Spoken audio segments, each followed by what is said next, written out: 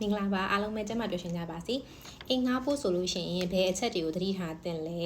ပြီးတော့ဘယ်နေရာမှာနေပို့ပြီးတော့အဆင်ပြေကြလဲဆိုတာတိတိကျကျလေးပြပြပေးပါနော်အဲ့ comment လေးကိုစုခုပြန်ဖြေပေးပါမယ်ရှင်အိမ်ပိုင်ရှင်တွေက VNL လူမျိုးတွေဖြစ်တဲ့အတွက်ဆိုတော့ဓာတ်ရိုက်သွားပြီးတော့ဆက်သွယ်ပြီးတော့ငှားလို့မရနိုင်တဲ့အတွက်အိမ်ရှာပေးဖို့ဒုစီမှာပွဲစားအပ်တယ်လို့ပဲဒီမှာလဲ agent အနေနဲ့ချိန်ပြီးတော့ငှားရမယ် VNL agent တွေမှာလဲ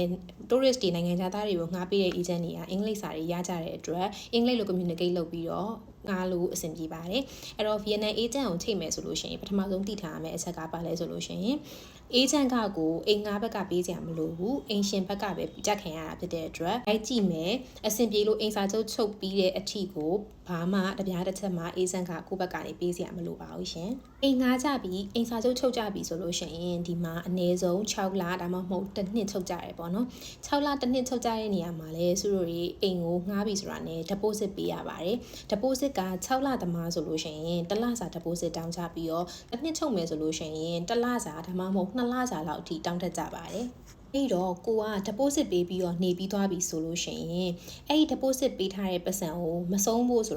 ာကို6လစာချုပ်ခဲ့ရဆိုရင်6လပြည့်အောင်နေရမယ်တစ်နှစ်ချုပ်ခဲ့ရဆိုရင်လည်းတစ်နှစ်ပြည့်အောင်နေရမယ်ပေါ့နော်မဆုံးဖို့ဆိုရင်အဲ့လိုနေရမယ်အဲ့တော့အဲ့လိုမျိုးစာချုပ်ပြည့်အောင်နေနိုင်ဖို့ဆိုရင်ကိုရွေးချယ်လိုက်တဲ့အိမ်လေးကကိုအတွက်ကိုက်ညီပြီးတော့အဆင်ပြေပြီးတော့နေလို့ကောင်းနေဆိုမှပဲကိုကရေရှည်နေဖြစ်မှာ哦အဲ့တော့မငားခင်မှာတည်တည်ချာချာလေ့လာပြီးတော့ရွေးချယ်ဖို့ကအရေးကြီးဆုံးဖြစ်သွားမှာပေါ့နော်အဲ့ဒီတော့ရွေးချယ်ကြပြီဆိုလို့ရှိရင်ကိုရီအိမ်လိုက်ကြည့်ပြီဆိုလို့ရှိရင်ဘယ်အချက်တွေကိုအဓိကထားပြီးတော့စဉ်းစားသင့်လဲဆိုလို့ရှိရင်နံပါတ်1အချက်ကနေရောင်ကိုကအိမ်ကိုအိမ်ရဲ့အရှိမျက်နှာစာအမြဲတမ်းနေထိုးနေမှာလားဒါမှမဟုတ်ရင်သူကမနက်ခင်းနေအောင်လေးကထိုးရဲဆိုလို့ရှိရင်အဆင်ပြေတာလားဒါမှမဟုတ်ညနေကြနေရတောက်လျှောက်ညနေနေမဝင်မစင်းထိုးနေမှာလားဒါမှမဟုတ်ကိုက runner တော့မပါဘူးပတင်းပေါက်လေးပါတယ်အဲ့ပတင်းပေါက်လေးကကိုအိမ်ရတက်တဲ့ကိုထိုးရဲပတင်းပေါက်ကလေးပေါ့အဲ့ပတင်းပေါက်လေးပါတယ်ဆိုရင်အဲ့ပတင်းပေါက်ကရောဘယ်နှစ်နာရီနေဘယ်နှစ်နာရီထိနေပူတာလဲတနေကုန်ကြီးနေပူနေမှာလားအဲ့လိုမျိုးတွေလည်းထည့်တွက်ပြီးတော့စဉ်းစားဖို့လိုတယ်နှမို့ဆိုရင်တနေကုန်နေပူနေလို့ရှိရင်ပတင်းပေါက်ပါပဲမယ်အဲ့ပတင်းပေါက်ကဖွင့်ထားလို့မရဘူးဟောသုံးမဝင်တော့ပဲねပတင်းပေါက်ကိုပိတ်လိုက်ကာကြီးဆွဲပြီးတော့တနေကုန်အဲကုန်းဖွင့်ထားပြီးနေရတာမျိုးတွေနေကြီးရှိန်နေတဲ့အတွက်အဲ့လိုမျိုးတနေကုန်အဲကုန်းဖွင့်ပြီးနေရတာမျိုးတွေကြုံရနိုင်တယ်မီတာကားတွေလည်းတက်နိုင်တာပေါ့နော်အဲ့တော့အဲ့ဒီနေရောင်ကိုမနက်ခင်းကိုအေးစံတရက်လာပြပြီးပြီဆိုလို့ရှိရင်နောက်ရက်ကြလို့ရှိရင်ကိုအဲ့နေရာကိုပြန်သွားအရှိကနေဖြတ်ရှောင်ရင်းနဲ့အခန်းလေးကိုမော့ကြည့်ဒီအချိန်ဆိုရင်နေကဘယ်ဘက်ကနေထိုးတတ်တာလဲဘယ်ညနေကြရင်လဲနေ3နာရီလောက်နေကြချိန်ဆိုတော့ကြည့်ဘယ်ဘက်ကနေထိုးမှာလဲရှင်းနောက်တာများအလှည့်ကိုကြည့်ပြီးတော့သုံးသက်တတ်တယ်ဆိုလို့ရှိရင်လဲဒါနေကဘယ်ဘက်ကနေထွက်မှာဆိုတော့နေကဘယ်လိုကြလောက်လဲအဲ့လိုမျိုးတွက်တာပဲဖြစ်အကိမတွက်တတ်ဘူးဆိုလို့ရှိရင်လဲခုနကဆိုပြောသလိုမျိုးမနက်ခင်းမှာတစ်ချိန်ညနေ3နာရီလောက်မှာတစ်ချိန်လာကြည့်ရမျိုးပဲဖြစ်အဲ့လိုမျိုးလေးကြည့်ပြီးသုံးသက်ပြီးမှငှားပါလို့အကြံပေးချင်ပါတယ်အိမ်အလှဲနဲ့နေထိုးတာတွေမထိုးတာတွေပြီးသွားရင်နောက်တစ်ခုစဉ်းစားရမှာပေါက်နှင်းချင်အောင်စူညံလားကိုကအိမ်မှာညအိမ်ုံမဲ့အိမ်မှာတနေကုန်အလုပ်ရှိတယ်အပြင်သွားနေရတယ်ဆိုတမျိုးအဲ့လိုမဟုတ်ဘဲနဲ့ကိုကအိမ်မှာပဲအမြဲနေရမယ်အိမ်မှာစာလုပ်ရမယ်အိမ်မှာအလုပ်လုပ်ရမယ်ဆိုလို့ရှိရင်စိတ်ငြိမ်တဲ့ပတ်ဝန်းကျင်တစ်ခုဖြစ်ဖို့လိုတယ်ပေါ့နော်အဲ့ခါကျတော့ဒီပတ်ဝန်းကျင်အနေထားကိုလေ့လာပြီးတော့ပတ်ဝန်းကျင်အိမ်တွေကအရန်စူညံတဲ့အနေထားမျိုးလားဒါမှမဟုတ်ရင်အိမ်နဲ့အနီးတစ်ဝိုက်မှာကျောင်းရှိနေရလားစာတင်ကျောင်းရှိတယ်ဆိုလို့ရှိရင်လေမနက်ကျောင်းပို့တဲ့အချိန်တို့ကျောင်းလာကြိုတဲ့အချိန်တို့ကတအားစူတယ်ဘာမှမပြရလာကြိုဆိုတော့လေဆိုင်ကယ်ပါကင်ထိုးထားတာတွေပါအဲ့လိုမျိုးအပြည့်ဖြစ်ပြီးစူညံနေရမျိုးတွေကြုံရတတ်တယ်လမ်းတွေလည်းတအားရှုပ်တာမျိုးတွေကြုံရတတ်တယ်အဲ့တော့ကိုယ့်အိမ်နာကက်ရက်မှာကျောင်းနေရှိနေရလားအဲ့တစ်ချက်လည်းထည့်စဉ်းစားရမယ်ပြီးသွားလို့ရှိရင် wet market ကကိုယ့်အိမ်နဲ့အရန်နီးနေလားအဲ့ဒါလည်းထည့်စဉ်းစားရမယ်သူများရာပြောမှာပေါ့ဈေးနီးကျောင်းနီးကောင်းတာပေါ့ဆိုတော့သူများရာခါတော့ကို့မှာကျောင်းထားစရာတသမီရှိရဲတို့ဘာလို့ဆိုတမျိုးပေါ့နော်အဲ့လိုမျိုးမရှိတဲ့အခါကျတော့အဲ့ဒါတွေရှိတာနည်းနည်းကိုအတွက်စူညံပြီးအနှွိုင်းဖြစ်ရတာပေါ့နော်အဲ့တော့ဈေးနီးရဲဆိုရင်ကိုက wet market မှာဝယ်စားတတ်တယ်လို့လား wet market မှာဝယ်စားတတ်တယ်လို့ဆိုတော့ဈေးနီးတာကောင်းတာပေါ့နော်ဒါပေမဲ့အများသောအားဖြင့်တော့သူတို့တွေက wet market မှာမဝယ်ကြဘူးလေ market တွေမှာပဲအလွယ်ဝယ်ကြတဲ့လူတွေဆိုတော့ wet market ကနီးရင်လေလမ်းလဲညစ်ပတ်တယ်စုလဲစုညံတယ်ပြီးမနက်4နာရီလောက်ဆိုသူတို့ကဈေးကားတွေလာချတာဆိုတော့လေအဲ့ဒီအချိန်လောက်ကလေးကစပြီးတော့ကားအကြီးတွေ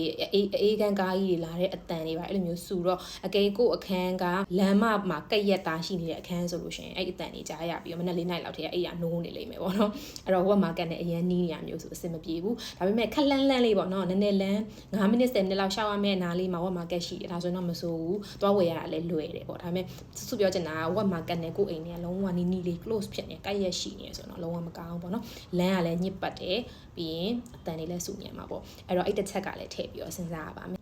နောက်ပြီးရင်ကိုအိမ်နဲ့အနီးနားတစ်ဝိုက်မှာဆောက်လက်စတိုက်တွေရှိနေရလားဆောက်လက်စတိုက်တွေရှိနေရဆိုလို့ရှိရင်လည်းအဲ့ construction ကလေစူညံလိမ့်မယ်ပြီးတော့တို့ဒီက construction တွေကညာဘက်ထိလည်းလှုပ်တဲ့အခါကျတော့ညတွေလည်းစူညံတာမျိုးတွေဖုံတွေလွင့်တာမျိုးတွေလည်းဖြစ်နိုင်တယ်အဲ့တို့ကြောင့်မို့အနီးအနားပတ်ဝန်းကျင်မှာ construction ရှိနေလားဆောက်လက်စတိုက်တွေရှိနေရလားဆိုတာလည်းထည့်တွက်တင်တယ်နောက်တစ်ချက်ကကြတော့ကိုနေမယ်လို့ plan ထားတဲ့နေရာကလမ်းမဆက်သွယ်ရေးအဆင်ပြေလားကိုက visa တက်တန်တိုးမယ်ဆိုလို့ရှိရင်ကိုနေတဲ့မြို့နယ်ကိုနေတဲ့မြို့ကနေပြီးတော့ visa တက်တန်တိုးရမယ်ဆိုလို့ရှိရင်တစ်နာရီနှစ်နာရီလောက်အတွင်းကိုကားစီးုံနဲ့ရောက်တယ်ဆိုမစိုးဘူး၄-၅နာရီလောက်အချိန်ပေးပြီးတော့ visa တိုးတိုင်းတွားနေရမှာလားအဲ့လိုမျိုးတွေလည်းထည့်ပြီးတော့စဉ်းစားဖို့လိုပါတယ်ခုနစုပြောခဲ့တဲ့အချက်ဒီအကုန်လုံးကိုအဆင်ပြေသွားပြီးကြိုက်သွားပြီးယူတော့မယ်ဆိုလို့ရှိရင်နောက်ထပ်မေးရမယ့်အချက်တွေကဘာတွေလဲဆိုလို့ရှိရင်မီတာခကိုဘယ် rate နဲ့ယူမှာလဲပြီးသွားလို့ရှိရင်အိမ်နေတိုင်းမှာပေးရလေးရှိရဲ့ management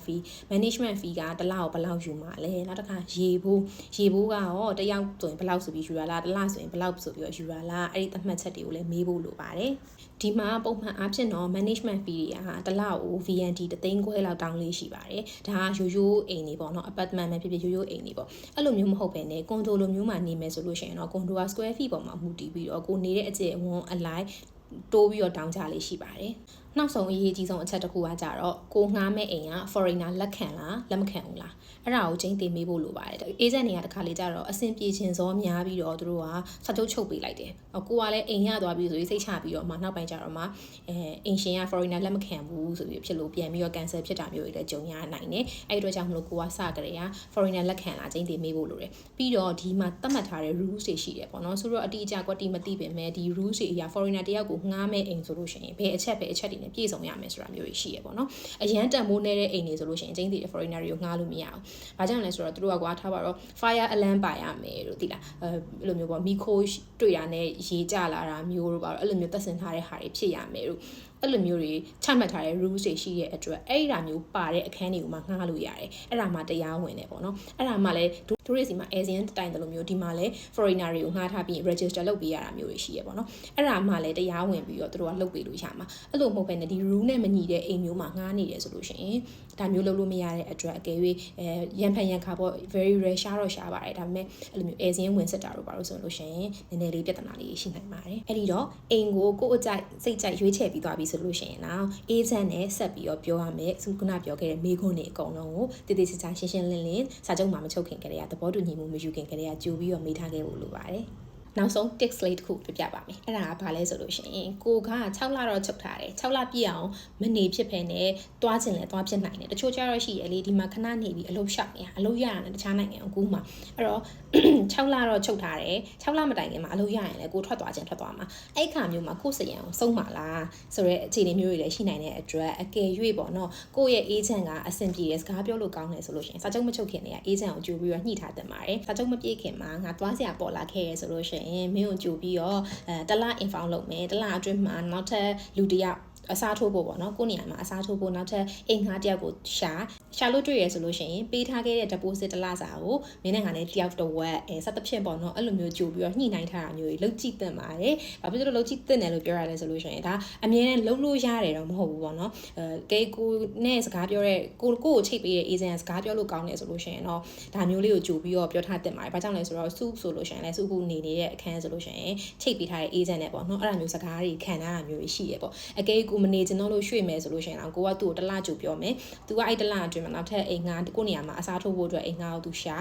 ာလို့တွေးခဲ့တယ်ဆိုလို့ရှိရင်ကိုရီပြန်ရမယ် deposit fees ကိုသူတစ်ဝက်ယူကြမယ်ပေါ့စသဖြင့်အဲ့လိုမျိုးစကားခံပြီးတော့ကြိုပြီးဆွေးနွေးထားတာမျိုးလေးလည်းလုပ်ကြည့်သင့်ပါတယ်ဒါကတော့အကြံပေးတာပါ tips လေးတစ်ခုအနေနဲ့အကြံပေးတာပါဒီနည်းလမ်းလေးလည်းသုံးကြည့်ပါရှင်ဆိုလို့ရှိရင်တော့အခုပြောသွားတဲ့အချက်တွေကအိမ်ငှားဖို့အတွက်ဘာတွေသိထားဖို့လိုလဲဆိုတဲ့အချက်တွေပြည့်စုံပြီလို့ထင်ပါတယ်ပြီးနောက်ထပ်မေးခွန်းတစ်ခုအနေနဲ့ဘယ်နေရာမှာနေပို့အဆင်ပြေမလဲဆိုတဲ့မေးခွန်းလေးကိုဖြေပေးပါမယ်ဘယ်နေရာမှာနေပို့အဆင်ပြေမလဲဆိုတာလေးမြို့တွေကလေတစ်ခုနဲ့တစ်ခုကသူ့ရဲ့ကိုစီအားတာချက်အားနည်းချက်တွေရောရှိရပါတော့။ဥချူကင်းလေးလှတဲ့ agent နဲ့ဆိုတာမျိုးကိုရွေးလိုက်မယ်ဆိုလို့ရှိရင်မြို့ပြနဲ့ပြန်ပြီးတော့ဝေးသွားတော့ကိစ္စဝေးစားရှိလို့မြို့ပေါ်ပြန်တက်လာရတာမျိုးဆိုရင်အခက်ခဲရှိရမျိုးရှိနိုင်တယ်။ visa တက်တန်းတိုးဖို့အတွက် border gate နဲ့ဝေးလို့တစ်ခါ3လတစ်ချိန် visa တိုးတိုင်းမှာ border ထီကိုပြန်ပြီးကားစီးပြီးတက်လာရတာမျိုးတွေရှိမယ်။အဲ့လိုမဟုတ်ဘဲနဲ့လမ်းပန်းဆက်သွယ်ရေးအဆင်ပြေအောင်ဆိုပြီးဟိုချီမင်းမြို့ပေါ်မှာနေရဆိုလို့ရှိရင်နည်းနည်းလူကြက်ပြီး plan တီးဖြစ်ပြီးတော့နည်းနည်းစူညံနာနာညိရ ပါညာအဲ့လိုမျိုးရှုခင်းအလှရဲ့ကြည့်စရာမရှိတာမျိုးခံစားရတာမျိုးတွေလည်းရှိနိုင်တယ်အားသာချက်အားနည်းချက်ကတော့မျှနေတာဆိုတော့ကိုကဘလို့လူလဲ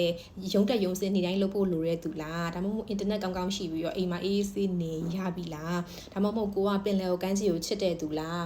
ဒါမှမဟုတ်ရင်မျိုးပြလူနေမှုစတိုင်ကိုကြိုက်တဲ့သူလားဆိုတော့ကိုကဘလို့လူမျိုးလဲကိုဘလို့ vibe မျိုးမှာနေချင်တာလဲဆိုတာပုံမှာမူတည်ပြီးတော့ကိုနေချင်တဲ့နေရာကိုရွေးချယ်ပါလို့အကြံပေးပြစေအဲ့တော့နေရာလေးတွေတစ်ခုချင်းစီမြို့လေးတွေတစ်ခုချင်းစီနဲ့ပတ်သက်ပြီးတော့ဘယ်မျိုးကဘလို့ vibe မျိုးလေးနဲ့နေလို့ကောင်းတယ်ပြီးရင်လာကုန်ကြစိတ်နေလားများလားပြီးရင် visa တိုးဖို့ဆိုရင်ဘယ် border မှာတိုးရမှာလဲ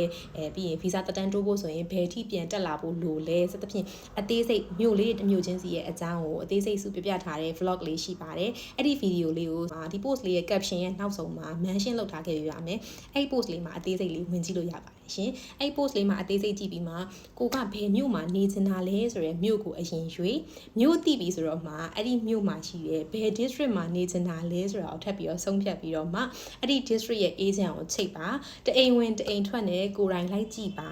ပြီးရင်စုခုနပြောသလိုနေရောင်ထိုးလားပတ်ဝန်းကျင်ကစူညံလားလမ်းပန်းဆက်သွယ်ရေးဘတ်ကားစီးဖို့လွယ်လားကားငှားဖို့လွယ်လားအနားမှာကိုစားဖို့အတွက်မုတ်ဆိုင်တွေရောနီးလားစသဖြင့်အဲ့ဒီအချက်တွေအကုန်လုံးတေချာကြည့်ပြီးတော့မှစာချုပ်ချုပ်ပါစာချုပ်ချုပ်တော့မယ်ဒီနေရာကိုကြိုက်ပြီဆိုရင်တော့စုခုနပြောခဲ့တဲ့အချက်တွေကို